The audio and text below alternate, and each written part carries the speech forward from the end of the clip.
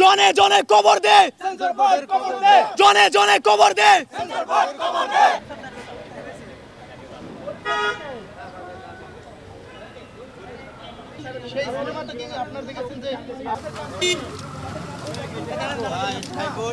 তারা যে বলছে যে কাট করা হবে, এই করা হবে, সে করা হবে, এসব আপনারা করেন না। আপনাদের কাছে আমরা করজোড়ে অনুরোধ করছি, আপনারা সাকিব ভাইয়ের পিছিয়ে এভাবে লাগেন না। আপনারা এটাকে আনকাট ছাড়পত্র দিয়ে দিন।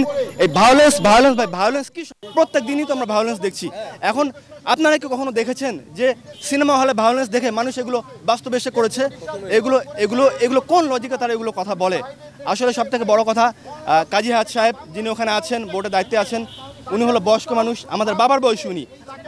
উনি যে সিনেমাগুলো আগে বানিয়েছে, যে এই সামাজিক, এই রাজনৈতিক, এই টাইপ, ইনারা ভায়োলেন্স কি বুঝবে বলেন? এনাদের কি ধারণা আছে ভায়োলেন্স মুভি কি হয়, ভায়োলেন্স মুভি কেমন হয়? এনারা বুঝবে না। এনারা বুঝবে ওই সুজন সখী, ওই নৌকার মাঝি, এই হ্যাঁ নেই ত্যান, এনাদের মাথায় ভাই এগুলো চলে। এনারা বুঝতে পারতেছে না বরবাদ কোন লেভেলের মুভি হয়েছে, বরবাদ কোন টাইপের মুভি হয়েছে। তো আমরা চাই আপনারা আমাদের সাথে আসছেন, আপনারা আমাদের সাথে থাকুন। আর এটা আপনাদের কাছে আমাদের অনুরোধ, 1 সেকেন্ডের জন্য মুভি থেকে কর্তন করা না হয়। সাকিব ভাইয়ের যে লুক, মার কাট যে লুক, এই লুক দেখো তার অবাক হয়ে গিয়েছে যে না, আমরা বরবাদই চাই। অন্তরাত্মা হচ্ছে লাভ স্টোরি মুভি, ঠিক আছে, এটা মুক্তি পেতেই পারে, এটা নিয়ে আমাদের কোনো সমস্যা নেই। কিন্তু এইখানে কেন রাজনীতি করা হচ্ছে যে কাট করতে হবে?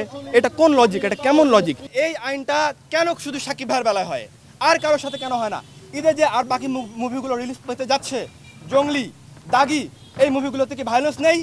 অবশ্যই আছে। দাগি সিনেমা দেখা যাচ্ছে জেলখানায় মেরে মাথার খুলি উড়িয়ে দিচ্ছে। জঙ্গলিতে দেখা যাচ্ছে সিয়াম ভাই, জঙ্গলি মুভিতে ওখানেও ভায়োলেন্স আছে। তাহলে সাকিব ভাইয়ের বেলায় কেন আপনাদের সমস্যা ভাই? তাদেরকে কেন এত হ্যারাসমেন্ট করা হবে? কি কারণে? তাদের অপরাধ কি?